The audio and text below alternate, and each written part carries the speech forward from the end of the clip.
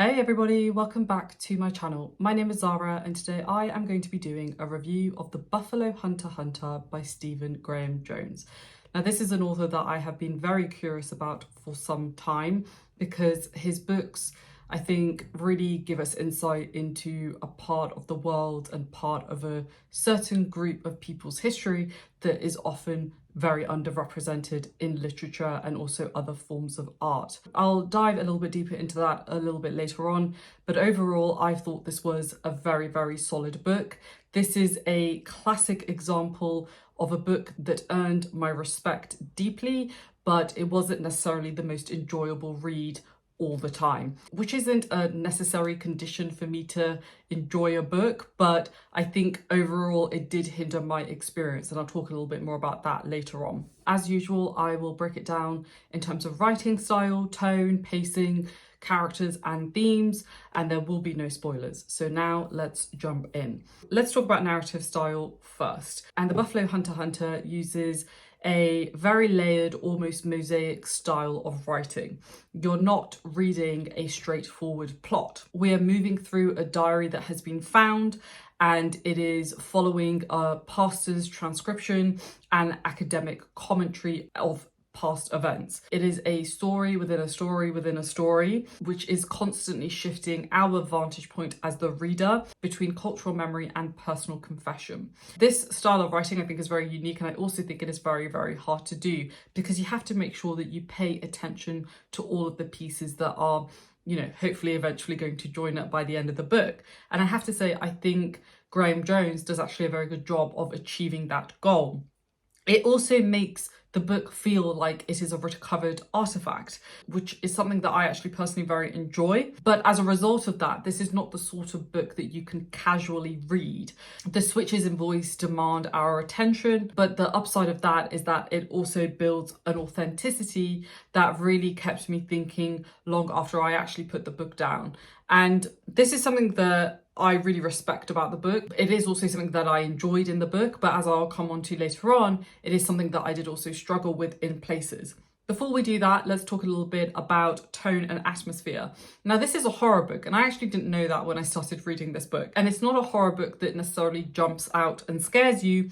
It's a horror that really seeps into every fibre of your being. There's almost a dread that you get as you read the book more. The tone is unflinching, there is a mixture of menace, grief and reflection, and there is a constant tension between violence and stillness, between history and myth. And Stephen Graham Jones, I think, does a pretty good job of balancing tragedy with moments of grim humour, but the dominant emotional colour, I would say, is that of a kind of haunted solemnity. It's the kind of book where the atmosphere feels heavier as you get further into the book. It weighs on you as the reader, and that's not something that I necessarily always enjoy. As I said, I really respect it. I think maybe it was a mood thing at the time. I think this is one of those books that you have to really read at the right time, because if you don't, it could make you feel a little bit off kilter. Now, that's not necessarily a bad thing. That might also be what the author was going for. But I think because I didn't expect it when I was going into the book, it felt a bit bizarre to me because that's not something that I typically read in the fiction that I like. But I didn't hate it. I want to make that very clear. I think it's something that he does very well, but it's just something that maybe perhaps I don't personally enjoy when I'm in certain moods. Let's talk about pacing now. This is definitely a very slow burn, and there are very deliberate pauses. The early sections really take their time to set up the historical and emotional stakes, which I think is needed in this sort of book. And that slow layering really does pay off later on when events really get set into motion. But there are stretches where momentum dips, especially when the narrative doubles back on itself for emphasis. And I think that's also some of the aspects where I struggled a little bit. If you are one of those people who likes a constantly propulsive plot, then I think you will definitely find this book a challenge. Now, I don't need that. I've said many, many times on a channel that I love slow reads, and I do. But I think in some places, it felt like a bit of an overreach, personally. I do think it actually overall fits the story's weight, but I do think that does come at the cost of immediate enjoyment, which is not necessarily a bad thing, by the way. It's just a preference thing. Let's talk a little bit about characters now and their impact. So in this novel, we have this one character who I would say is the heart of the novel, and he goes by the name of Good Stab. He's a Blackfeet man whose transformation into a vampire is both terrifying and deeply, deeply human. He is very flawed, he's wounded, and he's incredibly compelling, and his voice anchors the emotional truth of the novel. There is a really great supporting cast of characters as well. We have Etsy, who is an academic who actually discovers the diary. We have another character who goes by the name of Arthur, who is the pastor who transcribed it. He acts as like an interpretive lens for the reader. And there's less fully fleshed characters, but they are also incredibly essential for framing Good Stab's story and exploring its moral complexity. What's striking is how Graham Jones uses these perspectives not just to advance the plot, but to question it. Each narrator makes you reconsider what we think we know. And there is definitely a thing here around like unreliable narrators and things like that, which I also really like because it brings in that kind of doubt that you sometimes feel. So before I go into themes, I actually want to talk about historical context first, because I think that will help frame the thematic discussion. So the backdrop of this book is the 1870s Marius Massacre. I apologize if I said that wrong. It could be Marius, but I think it's Marius Massacre, in which over 200 indigenous pagan Blackfeet were killed by the US cavalry.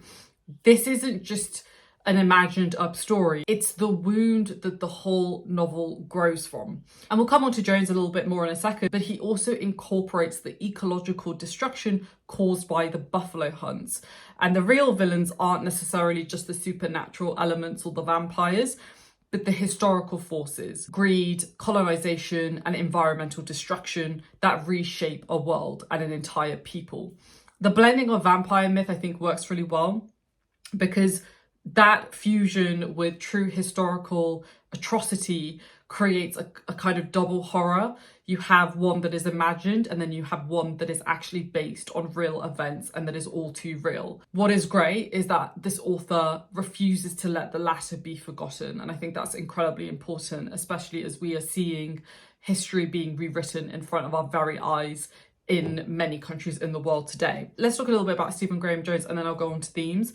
So he is a very acclaimed voice in the contemporary horror genre, and he brings his own Blackfeet heritage into much of his work. So he himself is a Native American, and so he can speak to the history and the culture of the Native Americans very authentically, and I actually think he does a really good job of that. And obviously I'm not a very good judge of determining what is reflective of the Native American experience because I am not Native American, but I've done a little bit of reading, at least in the couple of years, and I think he just does a really good job of also making that history feel very approachable. So let's talk now a little bit about themes. So at its core, this is a novel about memory, justice, and the weight of the past.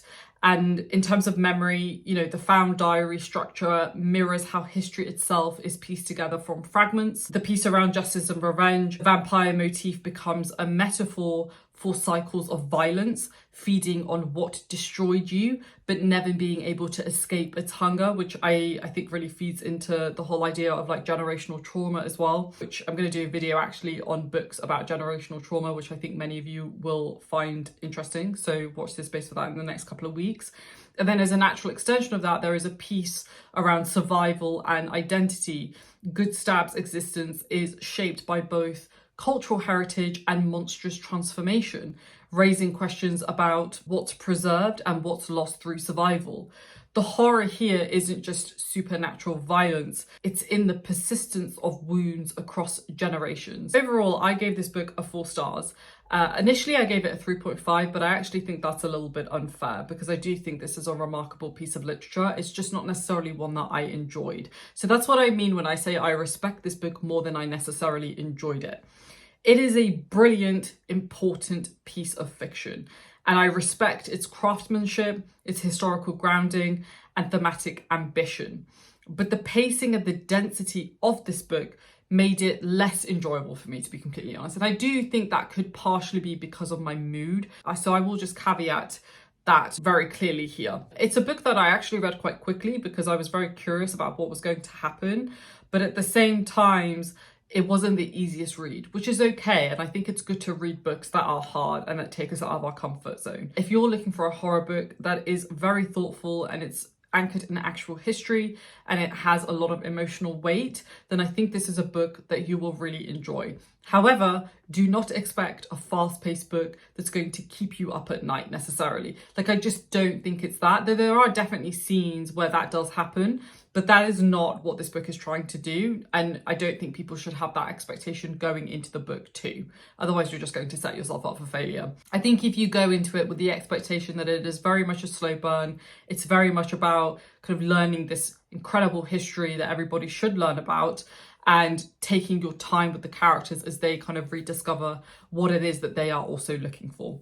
So let me know down below, folks, because I'm really curious to hear what you all thought about it, because I know quite a few of you have read this book. Well, this was a Patreon buddy read, and I think generally all of us really respected the book. A lot of us really enjoyed it. For one of my patrons, Cedric, who actually read the book before we had read it, this was a 5 stars for him. We had a generally very positive experience for this book, and I think many of us also want to pick up some of his other works as well in the future. I most certainly do. So let me know down below in the comments what your thoughts are on the book. What did you like about it? What did you find difficult with it?